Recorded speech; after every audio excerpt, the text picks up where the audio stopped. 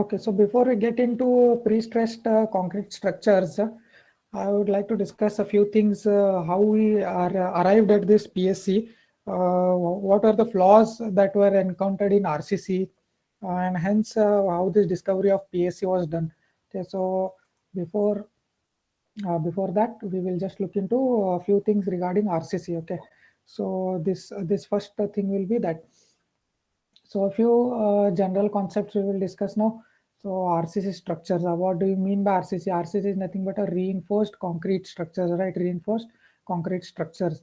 So what are the various ingredients that we usually use? Can anyone just let me know what are the basic ingredients that you use in your RCC structures?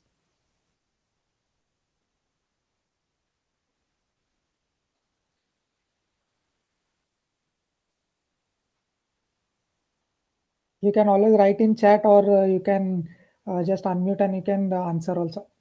Anyhow. Just let me know what are the basic ingredients that are used in building your or in creating your RCC structures. You have also studied all these things. CT you have studied RCC, you have studied advanced RCC. Okay, Sanju is trying to answer. Yes, Sanju. Very basic thing, very basic. Just you can just type or you can answer. So I would like you to answer because otherwise it will be a very boring session. PSC will start to bore you.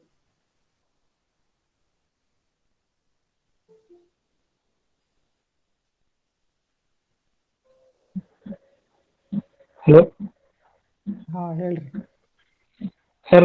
Cement aggregates, Okay, cement aggregates and admixtures, admixtures you need. Then main thing you have forgotten.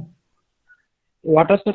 Yes, water you need and reinforced. What Steel, do sir. you steel, right? Okay, Steel, thank steel. you. So these are the few basic ingredients that we use for RCC structures. You need cement, you need water, you need aggregates, admixtures to prepare your concrete.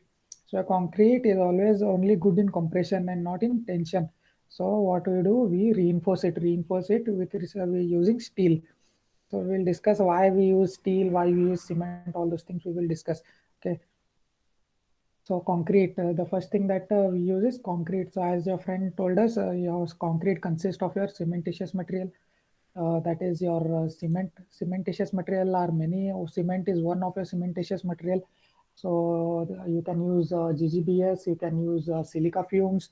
Those are also cementitious materials. Then you need aggregates to fill your voids. You need coarse aggregates. You need fine aggregates. Then you need water for your chemical reaction to take place, right? Your that what is that reaction called as? You know what that reaction is called as? The cement and the water reaction, something hydro something reaction, right? That reaction to take place, you need water and your cementitious material. Then you need admixtures admixture, some mineral admixture you may use. You may use chemical admixture for your property enhancement. Then example of a concrete that we usually you can usually say is you use M20, M30, M15. Okay, so what do you mean by this M20? Can anyone just let me know what do you mean by this M20 or M15? What does that denote? What does this word M20 or M25 denote?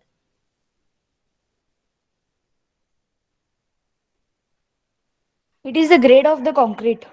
Grade of the concrete. We define the grade of the concrete. So what does that let us know if it is M15 or if it is M20? What that 20 and that 15 denotes? Compression strength, sir. Compressive strength, right? Compressive strength in Newton per mm squared, right? Correct. Mm, sir. Yes, sir. Yes, so it is your compressive strength of your concrete, only your compressive strength. So how do we determine? How do we determine? You have done in your lab. Just recall.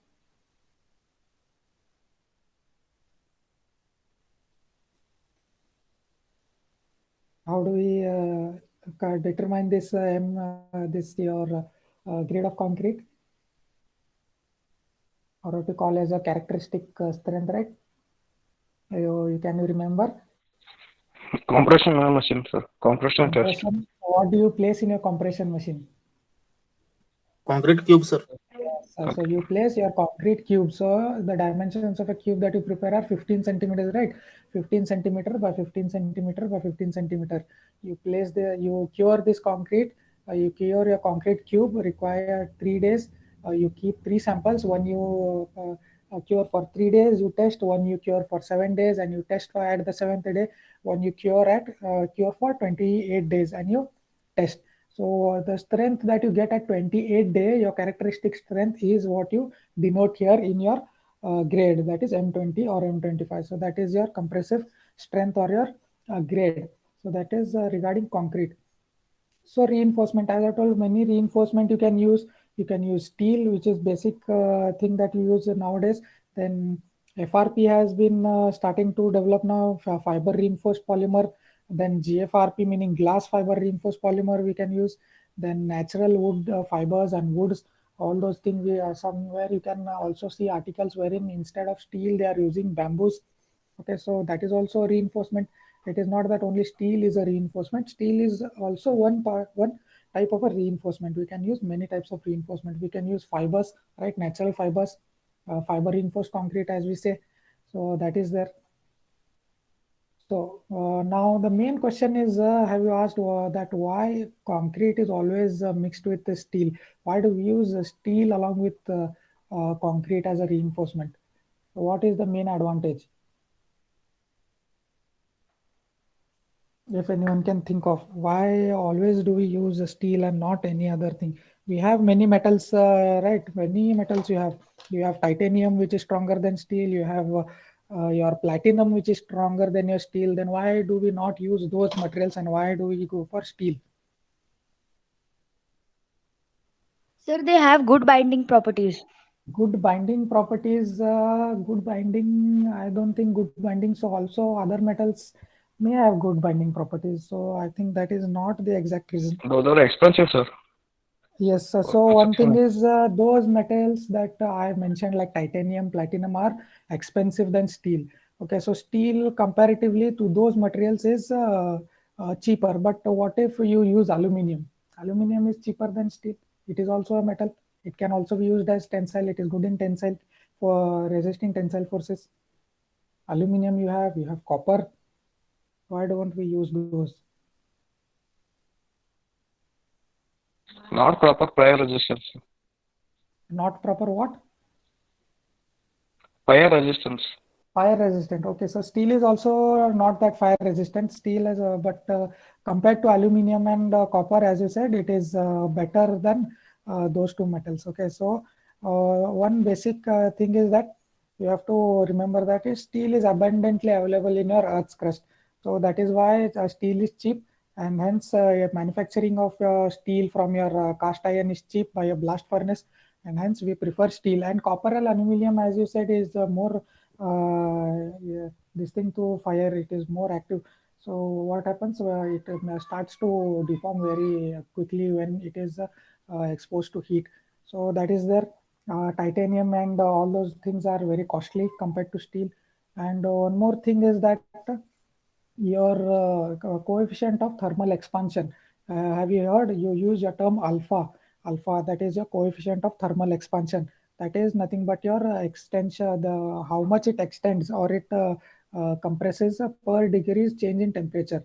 Right, that is a coefficient of thermal expansion of your concrete and a steel is almost perfectly matching. Your alpha value of your concrete and steel, almost perfectly matches. So we prefer concrete with steel and not with other materials, because when the concrete expands and contracts, it the steel inside it also expands and contracts almost with the same length. So that is why we prefer steel, because it is very easily available, it is economic, and the alpha value is same as per your concrete.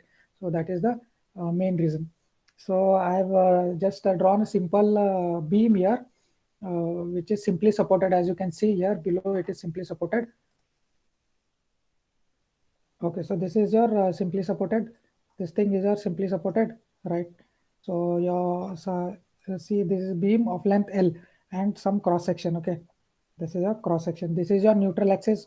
What does a neutral axis represent? It represents points which have neither compression nor tension in them. Okay, so that the point the line joining all those points represents your neutral axis, right? So it is having a UDL on top of it. So what will happen when this UDL acts, and this, as you can see, this beam is only made up of concrete. This does not have any kind of reinforcement. So what will happen when this UDL is placed is, as you know, concrete is very brittle. It cannot bend.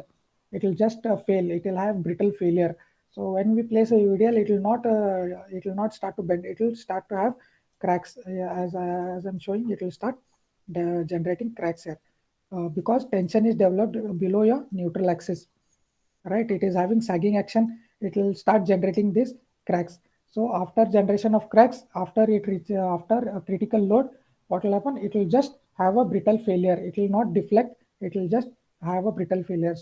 Uh, so concrete, as we know, is very bad in tension and in flexure. So it can be used very well in column, but as column has mainly axial forces, but when it comes to beams and slabs, it is very weak. So concrete has to be reinforced with something. So we use steel for reinforcement because concrete fails brittle when it is in a bending action. So that is why we use steel, we use reinforcements. Okay. So coming to next thing, so consider a column which is now made up of concrete. Okay, so this has load coming from top. Okay, so automatically your reaction will start developing from your bottom, right? So as we know, concrete is good in compression. It will handle those forces, right? It will not fail, but it will start failing when the load increases. It will start bulging from the sides, right? Have you see? You can see many bridges which have piers of your bridges have failed because of this bulging. Reinforcement was not that was provided was not enough, right? So this is so what can you comment on this behavior? Concrete can behave very well when it is under axial compression, right? So therefore concrete is good in compression but weak in tension. As I said, it is also weak in flexure. So what can we do to increase the strength of this concrete? We can add tensile reinforcement because concrete is weak in tension. So we provide reinforcements to increase its tensile forces. So prerequisite is that the reinforcement should be good in tensile action, right? So whatever reinforcement that you provide for resisting these tensile forces, that reinforcement should be good in tensile action, right? So that is the prerequisite of whatever reinforcement you provide. And we know that steel is very good in tension. It is very ductile. So what material can we think of? Mainly we think of metal because metals are very ductile in nature and very good in tensile forces, handling your tensile forces. So metal is a good option. So which metal? As you said, we have many metals. Under that, why we prefer steel? Why we prefer steel? Because it has a good amount of tensile strength. It has alpha value same as that of concrete, and it is abundantly available and economic to use. So that is there. So those are the reasons that I've mentioned here. You can see abundance in crust, economical, coefficient of thermal expansion is same as that of concrete. So how do we represent your strength of your tensile strength of a steel is you use your term Fy or you use Fe. You can see Fe you have used in your RCC Fe 415, Fe 500, Fe 250, right? Fe 250 is your mild steel, Fe 415 and 500 are your high strength steel, right? So you represent a tensile strength in Fe or Fy. That is also in Newton per mm squared. So this is your stress strain curve that you have studied for a mild steel element. So this is a tensile test graph, tensile test graph, not a compression one, tensile one. So first you can see is starting from zero, the the graph goes on increasing in a straight line. So it is proportional. Stress strain is proportional up to your what do you call that? Upper limit of proportionality, right? Up till there, your graph goes on straight. So after that, you hit your yield strength. That is what we use in Fy, right? Fy is your yield strength. That value you use, then it goes up to ultimate strength. So why do we not use ultimate strength? Is after that it will we do not want yielding of your element. yielding of your element. We do not want yielding. So we can see that B to C, it is yielding. So what happens if we use ultimate strength as Fy? So yielding strength, yielding also happens when we load the structure. So yielding is not aesthetically good. You can see your beams will start to deform. So that is not very aesthetically appealing, and your inhabitants will not feel safe inside. Although it has strength to bear the loads that are coming, but it is very uneasiness for your inhabitants. So that is why we use your yield strength as your Fy value here in your design, and this comes under your limit state of design, right? You always use limit state of design. Earlier we used to design using working stress method, but nowadays we have adopted the more modern method, economical method, that is limit state method of design. Okay, so Young's modulus, that is E value. Young's modulus, is stress by strain. Stress by strain, it is under this yellow part of your graph. Only here, there you can calculate your Young's modulus, because it has to be a straight line. Okay, so coming to next thing, factor of safety. You have heard factor of safety. So what do we do in limit state is we overestimate our loads, right? We overestimate your load, meaning whatever load is coming, you think that more load will be observed during its service of its life, right? So what do we do is we multiply the load by some factor of safety, say 1.2, 1.5, and we overestimate the load. We think that the structure will be overloaded, even though that is not the case. But what we do for our safety, we multiply it with a factor, that is a factor of safety. And what we do is underestimate the material strength. What do we do? We underestimate the material strength. Say if your steel is 4 on 5 grade, it is Fe 4 on 5. What do we do? We divide that 4 on 5 by some factor, 1.1 or 1.2, and then we use that. So it will reduce mostly up to say 370 from 4 on 5, 370, 380, and then we use that strength, meaning we are underestimating. We are thinking that the material can only handle up to 380, 370 strength. Loads that are coming, stress that is coming, and not 4 on 5. So we use some amount of safety here. So that is what we do in this. So we overestimate our loads always, and we underestimate your material strength. So remember this. This is very important. So even though we follow all these factor of safeties, we overestimate our loads, we underestimate material strength. You can see many failures of the structures will be happening. Many residential buildings fail. Many infrastructural projects like bridges, your flyovers are failing. The foundations are starting to sink. All those things you can see. Your bridges do not match properly. They start to your pavement starts to sink. You can see in Belgavi, your railway overbridge has started to sunk your pavement of your railway overbridge. You can see undulations over there. So why do you think, even after all these, say taking all of your factors of safeties, why do you think that these failures occur? Can anyone just let me know what you think, that why these failures start to occur?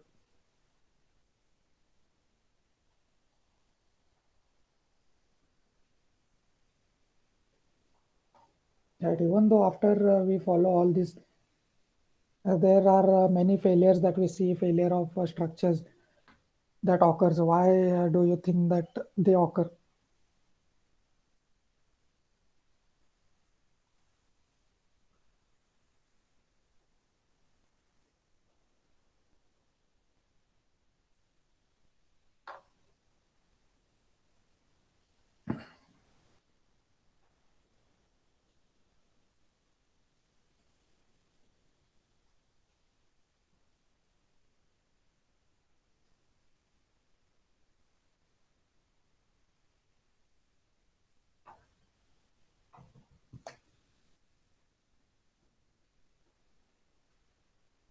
Yes, I think nobody has an idea for why structures fail. There has to be some reason, right? Why these are failing, even though we follow all these protocols or factors of safeties. Why do you think that structures fail? I also have shown images, you can see. Material quality, Nitin is saying material quality. So what exactly material quality you use by using cheaper quality of materials? So one thing is that so you say you are using as per your design, it is saying you have to use Fe415, but on site you use some okay, so you use some inferior quality of your steel, which is not having Fe415 exactly, which is having lesser strength. So that is also one good reason for why structures fail by using inferior quality of materials. Next, Sanju is saying forces acting on the structure. So we that is what we do in design. We analyze all the forces that are acting on the structure and we design accordingly so that it does not fail. So I think what I'm trying to say is forces acting on the structure, right? Forces acting on the structure, we design for the forces acting. That is not the reason. Can you think of any other reason?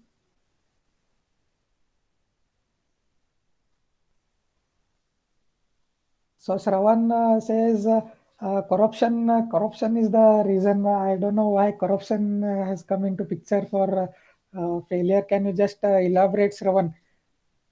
Shravan can just unmute and just enlighten us why corruption is a reason for failure. Material ಬೇರೆ ಆಗ್ತದೆ sir. Material ಬೇರೆ ಹಾಕ್ತಾರಂದ್ರೆ ಹೆಂಗ್ರಿ?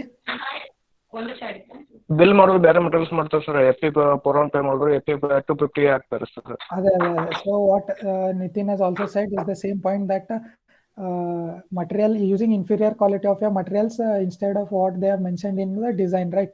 So that is you are saying is corruption. Okay. Yes, sir. Okay. Next, Ranganath is saying cost. Ranganath, can you just unmute and explain what do you mean by cost? Cost, how cost affects in your failure of your structure?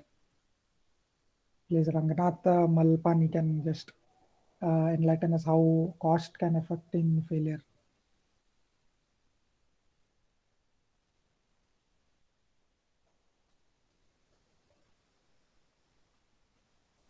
Okay, so until Ranganath gathers some points to answer, we will go to Sanju's answer, that is natural disasters. Right, natural disasters is a very correct thing. Natural disasters occur, and that causes a failure of structure if if those forces are not accounted for before in the design. Say earthquake occurs everywhere in the world, and some places it occurs very less. The frequency is very less. So if you do not account for those forces, and if earthquake comes, you thinking that earthquake will not come for many years, you design without earthquake resistance, and when earthquake happens, and your building fails. So natural disasters can be accounted for, and they have to be counted in your design. But certain natural disasters like your tsunamis cannot be accounted for, right? And your volcanic eruptions cannot be accounted for, and those will definitely cause a failure of your structure. Right, correct answer. Next, Ranganath can just explain what he means by cost can be a failure reason, or can anyone just explain what that cost means?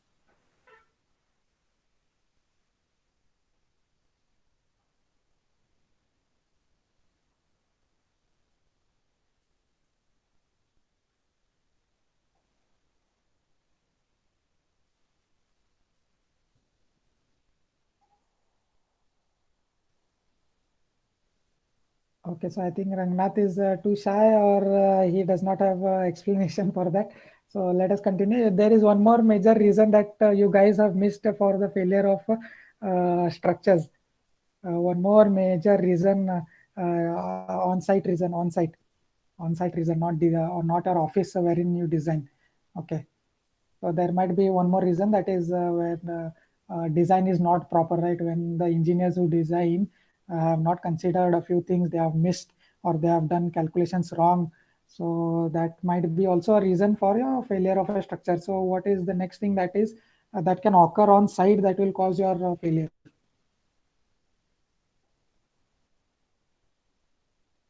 Foundation failure. That is what I am asking. Why does all these things fail? Why does a foundation fail?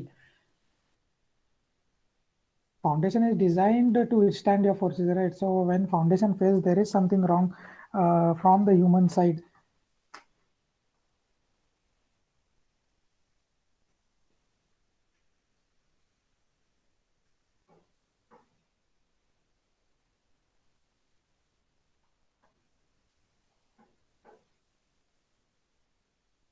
Okay, so what the thing is that site execution is one more major thing.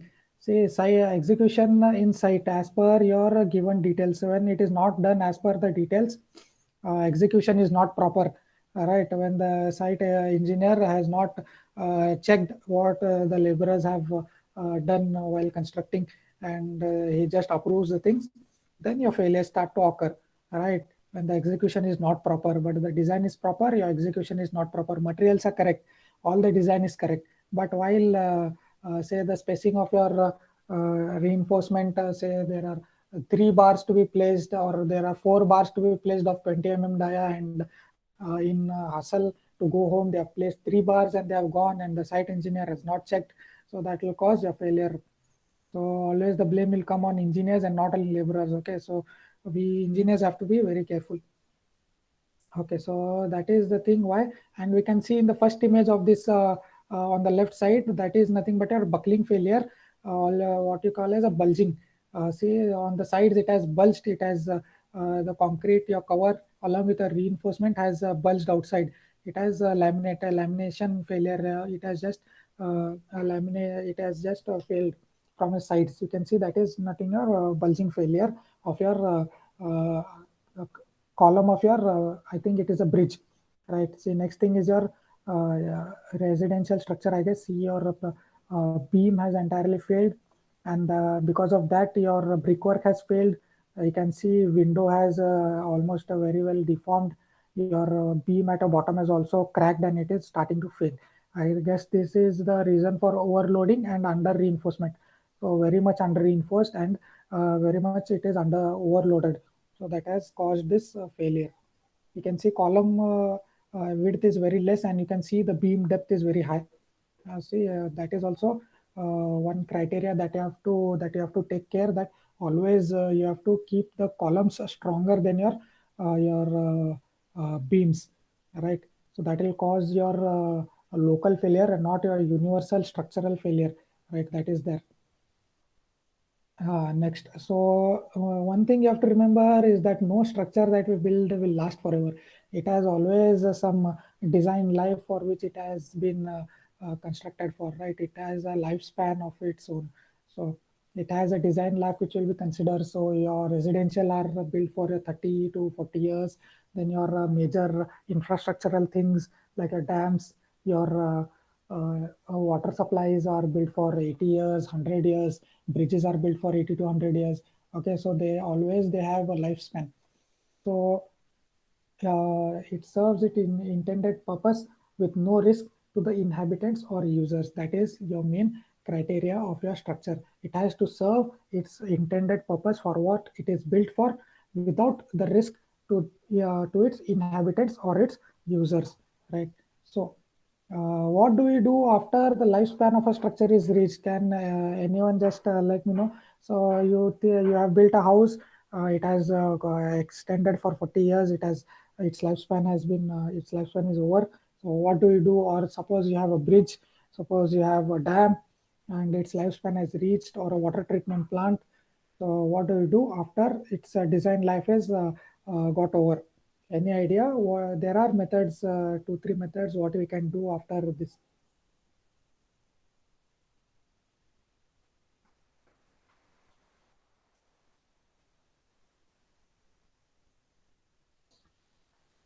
You can just type, or you can also talk. You can unmute and you can talk, or you can just type in a chat.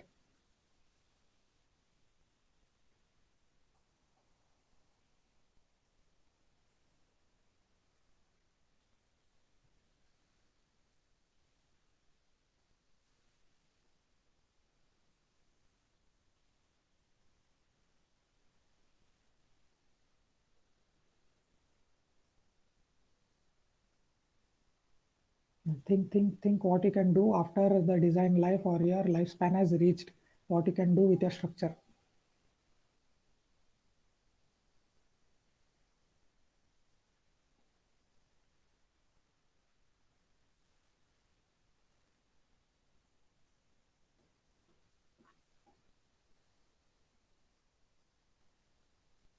Before the structure starts to fail, after the design life, you have to do something, right? What can you do?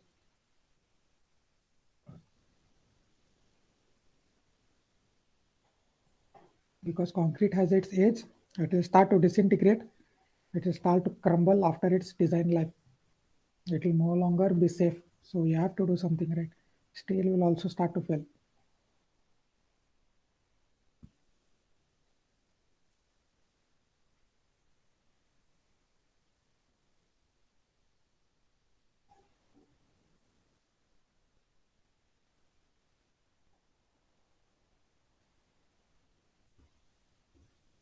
Nobody can think of any reason or any justification what we can do after the design life has reached.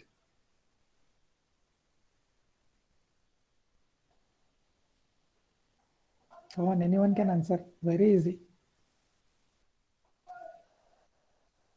Renovation is your interior work. Renovation, there is one more word, not renovation. I know what you're trying to say, but that word is not renovation.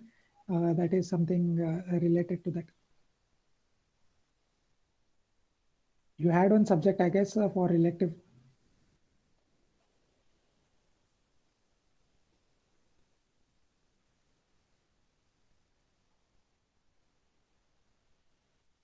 Okay, so Nitin Patil says destroy.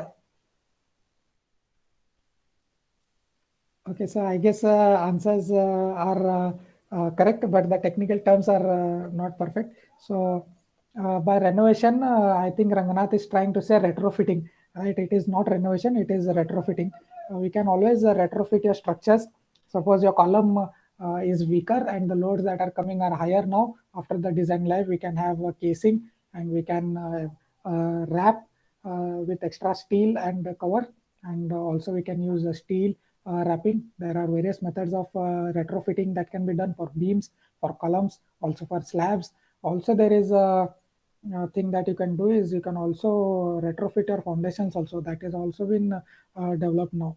So retrofitting is one thing. You can always retrofit and increase its life. Then, as Nitin Patil says, destroy. Destroy is your demolition. You do not write a destroy in a paper. You write demolition of your structure. You can always demolish and you can rebuild. That is there. You can salvage whatever steel you get, whatever before you demolish. You can just dismantle your glass, your furniture work, your electrical work. You can dismantle. You can salvage those. You can get some cost back. Always then. And after that you can demolish the structure, but after demolition there is one thing that your disposal of your concrete is very problematic. So landfill, it causes a lot of problem in your landfill. So concrete does not decompose very fast, so it costs a lot for your contractors to fill it in landfill. So what they do is usually they dump in low lying areas. They dump your roadside areas, right? You can see they dump by your road or in low lying areas. That is not legal. You have to legally dump that in your landfills. So that is there. You can always retrofit. You can then demolish your structures. So as Shravan says, you can collapse the building and reuse materials which are available. I guess that is the thing which I've explained now. Before you demolish your building, you can just remove your furniture work, electrical work, water plumbing work, your glass work, all those things you can salvage. And after you demolish a building, you can always reuse your steel that is there. Okay, so correct answers. Next. Okay, as you said, it is either demolish or retrofit based on your requirements. So a typical beam I have shown here, wherein this is a top reinforcement here, top. I'll just draw. This is your top reinforcement here. Then this is your bottom reinforcement. So which reinforcement carries your tensile is your bottom one. This long beam, this thing carries your tensile forces, right? This bar carries your tensile forces. These are your vertical members or stirrups which carry your which register shear loads or shear forces that occur. Okay, so as we see, there are a curtailment that is happening here at midspan. You have 3 bars. You can see you have 3 bars here at midspan, and at end support you have only 2 bars. Right? Why have they done this curtailment? Is because at the midspan the deflection is more, and as we go towards the support, it is almost like a straight line, and this is the almost this is like your curvature. So at your midspan, your tensile forces are more, and hence we need more steel at the bottom in your midspan. So this is a typical cross section that I've shown. See, it is 140 mm in width. You can see, and it is how much depth? It is 200 mm in depth. 140 mm in width and 200 mm in depth. Okay, so this is a typical RCC beam, remember, and once you get into PSC, you'll start to know the difference between this RCC beam and your PSC beam. You will be designing your PSC elements, your beams for your flexure and shear. Okay, so beam. Okay, remember this RCC, this is just for your understanding, so you can differentiate between your RCC and your PSC element later. Okay. So this is also an example of an RCC beam. See at the bottom, you can see this is your typical beam, and after loads act, this is how it deflects, right? This is a deformed shape. So this is very exaggerated. It does not deflect by this amount. It is barely noticeable, right? So you can see there are cracks that are seen at the bottom of this beam. Cracks are seen at the bottom, and this is your reinforcement. This black thing is your tensile reinforcement which is occurring. So why this beam has this particular shape of deformation? Because it is simply supported. See, it is simply supported here. If it was fixed, it would have different shape of deformation, right? So coming to this, so you can see these are the sections that are shown here. These are the section. So it has a width B and your depth or a height H. So depth effective depth is D. Effective depth is D. Okay, so effective depth is D. Then your tensile reinforcement is usually called as AST, right? AST meaning area of steel in tensile forces, area of steel in tensile action, right? Neutral axis, this line is a neutral axis, right? So this is a strain distribution, strain. See this is your lever arm here Z. So from neutral axis, whatever is at the top will be under compressive forces. So this is your compressive strain, and this part, because it is under tensile forces below neutral axis, it is tensile strain. Okay. E epsilon Cm epsilon St, right? So this value is 0.03 strain distribution diagram, right? And this is your stress distribution diagram. Which thing? This is your stress distribution diagram. See, above your neutral axis, it is under compressive forces. This area represents your compressive forces. This is your compressive force equivalent. Okay, so this area is resolved into one single force that is shown here, Cc, and this is your FST, which is a tensile forces handled by a steel reinforcement, not a concrete only. See below this neutral axis, your concrete does not have any stress. Concrete does not take any tensile stress. Only your steel is taking your tensile stress, right? Concrete only takes your compressive forces. You can see it is taking compressive forces, and below neutral axis where tensile stress exists, it is only taken by steel. So this is called your lever arm, which is represented as Z, between the distance between your compressive force and your tensile force, Cc and Ts. Okay, so remember this. This is your basic stress strain block or a stress strain diagram for your RCC beam. Okay, so we will also draw this for your PSC element, so you can just differentiate between them when we arrive at that. So it PSC has different kind, and this RCC has different stress strain diagrams. Okay, so that you can compare later. I have shown this. Okay, so coming to next thing. Also, this diagram also explains the same thing. XU by D, you have done all this derivation in your RCC, So say this is the stress diagram, this is your strain diagram, same thing that I've shown in the last thing. So this is your Cu and Tu value 0.87 Fy AST, you remember. This is your compressive force equivalent, and this is your force arm. That is the difference between your compressive force and a tensile force. Stress diagram, strain diagram. Stress strain block for a singly reinforced beam. Remember this stress strain blocks. Next, conclusion. Coming to conclusion. So beam or bearing or carrying of the load is done by flexural action and by compressive strength of beam and tensile stress in steel reinforcement, right? So what I'm trying to say is in RCC elements, it is like the beam is under very stress, like someone has given you a 50 kilo load to carry on your head, so it is always under very much stress, and concrete always cracks before it can transfer your force to your steel, right?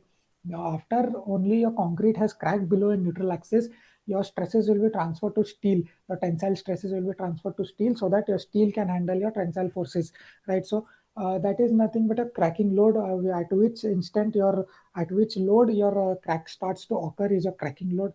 So always there are cracks in your RCC beams. So what happens when there are cracks?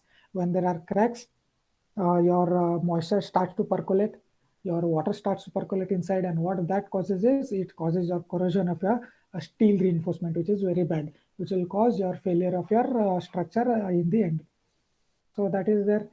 So concrete experiences tensile stresses and strains. Concrete experiences both. It experiences tensile stresses and also strains. So concrete cracks under these manual loadings. So concrete is very weak in tensile stresses and strains, handling these tensile stresses and strains. So it cracks under very less load also. So as I said, it can lead to water and moisture percolating inside, and which will cause the corrosion of a steel reinforcement, which is very bad. So to counteract all these what you called as disadvantages, they have developed a new method called pre-stressed concrete, wherein nothing of these disadvantages are seen. Like concrete does not crack even though after it is even after you fully load your structure. No. Concrete has hello Henry. I heard someone saying hello. I think they have some doubt. Can you guys hear me? Am I audible? Yes, sir. Yes, sir. Okay, okay. Should I continue? Yes, sir. Okay. So as I said, your PSC pre-stressed concrete, or your what we call abbreviate as PSC, pre-stressed concrete PSC, right? So your PSC elements do not have your concrete does not have any cracks, and even though it is fully loaded, or your design load, even under service load, your concrete does not crack. So what happens is it does not allow your moisture to penetrate, so a steel is safe. So that is there. So that one thing is this saved. Then concrete experiences shear forces. We have to provide. We have to design for shear. Then we have to provide a shear reinforcement. So what happens in PSC is because we pre-stress the concrete element, it can very well handle those shear forces also. Your concrete, as you can see in RCC, is under tension, right? On the bottom part of your below your neutral axis, the concrete is always under tension. But in pre-stressed concrete technique, your whole concrete section below the neutral axis or above the neutral axis is under compression, fully under compression. So your whole section is utilized, right? So what happens in RCC is below your neutral axis, your concrete is waste because it is not handling any of your stresses, any of your tensile stresses, right? So the half the section is utilized, but in PSC, full section is utilized. That is there. So that is why I've explained all these RCC elements and why we have developed this new thing called as pre-stressed concrete, right? So now we will look into we'll have an idea what this pre-stressed concrete means. So this example, so this image will help you get an idea what we mean by pre-stress and what we do in pre-stress. See, in the first image, we can see we have a beam which is simply supported, and a heavy load like a truck is passing by. So when it is passing by, it will deflect as it is shown. So read there, a concrete beam will begin to bend and will when heavily loaded. So as we know, when it is made up of pure concrete, it will hardly bend. It will just have a brittle failure. So it will have start developing cracks. You can see in the second image, wherein the at the bottom from the bottom, your crack starts to develop. Right, concrete is pulled apart. So what do we do in RCC? We place a steel rod inside. steel bar inside. So that is in a third image. We see placing a steel rod inside the beam holds the concrete together and stops the beam from cracking, right? It can handle now your tensile forces. That is your RCC element. See what is your fourth diagram showing. So instead of just placing your beam, what do? We stretch the rod before your concrete is placed. Before the concrete is placed, we place your steel, right? We place your steel. We use jacks. We use jacks to pull those steel rods. So we pull those steel rods. We have a predetermined load. We design for. We have special steel, and we design for, and we design, and we determine what load has to be applied and how much it has to be stretched. So we stretch it. We hold it in place. We stretch it and we hold it in place using anchorages. We use jacks. We stretch those steel before the concrete is placed, and we hold it in place using anchorages. Then what we do, we pour our concrete. We pour our concrete and let the concrete harden. We pour the concrete, we let the concrete harden, we cure the concrete. We cure the concrete for at least 7 days or 28 days as per the prerequisite of this structure. Then after that, what we do is we cut the anchorages, or we leave the anchorages, so that this tensile forces that we have pulled will now start to compress the concrete, right? Those After those are released, because it was stretched like a rubber band, now what will happen, it will start to squeeze the concrete after it is left, because after the concrete is hardened around the steel, it will not allow the concrete will not allow the steel to just slide and get back to its original shape, right? Like a rubber band, it will not allow concrete will not allow the steel to get back to its original shape and size. So what the steel does is it compresses the concrete throughout. Compression forces are applied on your concrete throughout your section. So that will do is it will increase your shear and your strength of your concrete. So that is your fourth image. See, stretching the rod and then releasing it to squeeze the concrete makes the beam very strong. It makes it even stronger than our typical RCC beams. So that is one advantage. So what we can see, observe is usually bridges and your flyovers are usually pre-stressed or pre-stressed concrete elements. You can see they will be using jacks and anchorages to pull your steel and then place a concrete and then cure it, and then steel is cut at the ends, and that tensile forces is transferred to your concrete. So by this by as we can see, it has a larger strength, it has larger load carrying capacity. The section is fully used, the whole cross section is used, the and hence the span can be longer. Usually RC elements span is usually around 3 meters, 4-meter beams, right? So your PSC beams can be much larger than that, and that is useful in your bridges, in your flyovers. So beams in your bridges and flyovers are made up of PSC because of that inherent reason, because the section is smaller compared to RCC of the same loading. The section is smaller.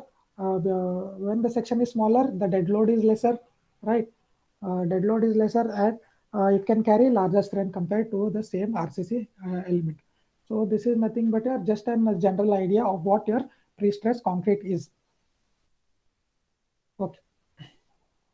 So if you have this is yeah, just what I've explained before pre-stressed concrete. Before we get in detail with your module 1, I've just explained what is RCC and what are the disadvantages, and hence why this PSC was developed. So if you have any doubts, you can just unmute and you can ask, or you can type in your chat.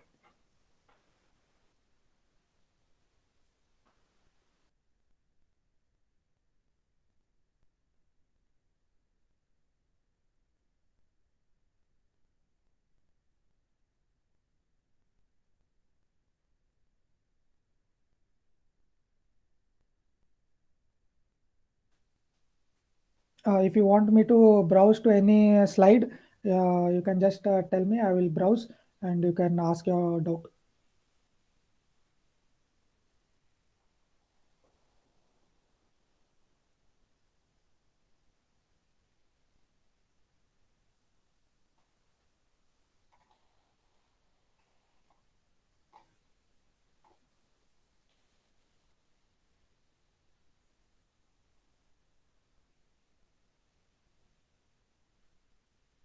I'm waiting for some few questions before we get into the module one. Before we start with the module one, if you have any doubts, please. Someone might be having some doubt. There has to be some doubt, right? If you have understood, there has to be something to ask, something to say, or you can just let me know if you have understood and should I continue with the next module. That is your next module one. We will start.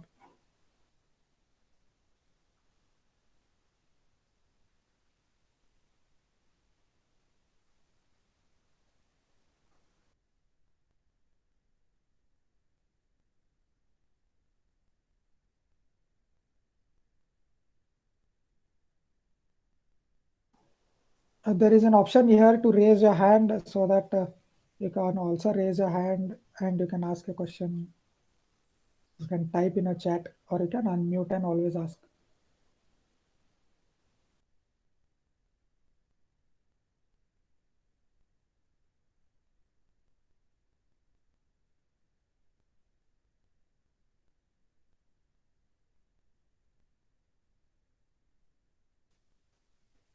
Sanju is saying that he does not have any DOUT doubt. Okay. Others, at least I need 3 responses saying that you have either you have doubt or no doubt.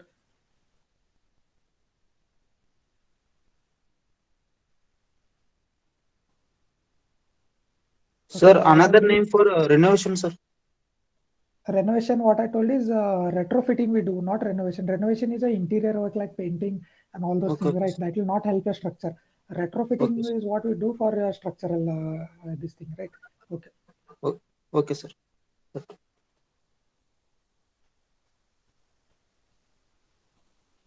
I'll just browse through that PPT. You can just stop me when in which you have doubt.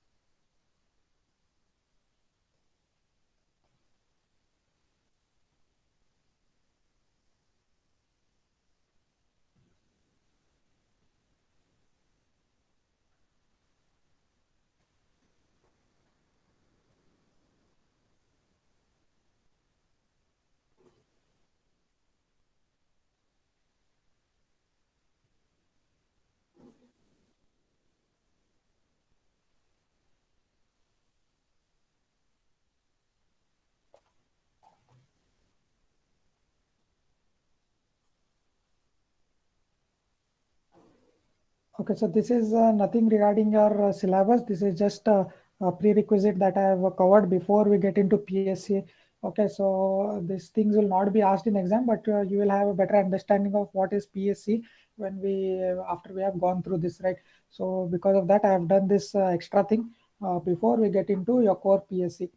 Okay, so if I'll share these videos and also this PPT with you so that you can refer it later. Okay, so I guess someone has left now. 20 were there initially, now 18 are there.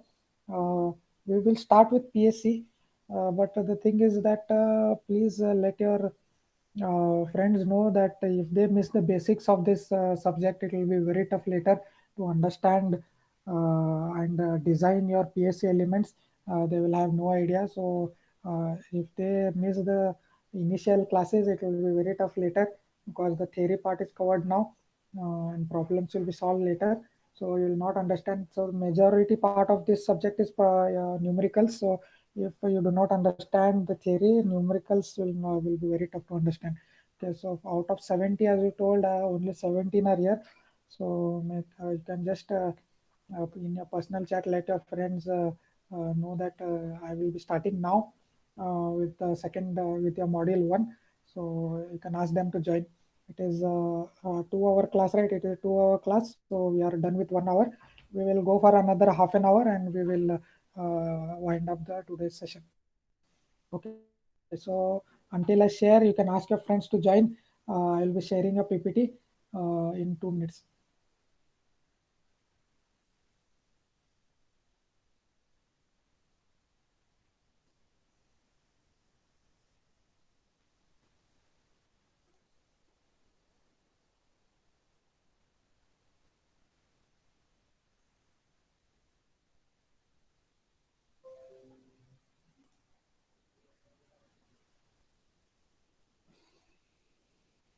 Okay, so if anyone has accidentally just left the meeting, you can call them back because now the main thing that is pre-stressed concrete is going to start.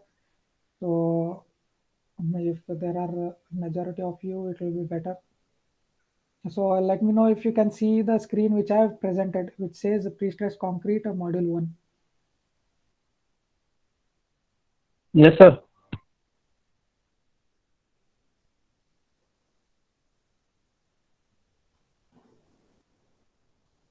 Okay, so we will start at 11:40. Okay, so 2 minutes you can have a break.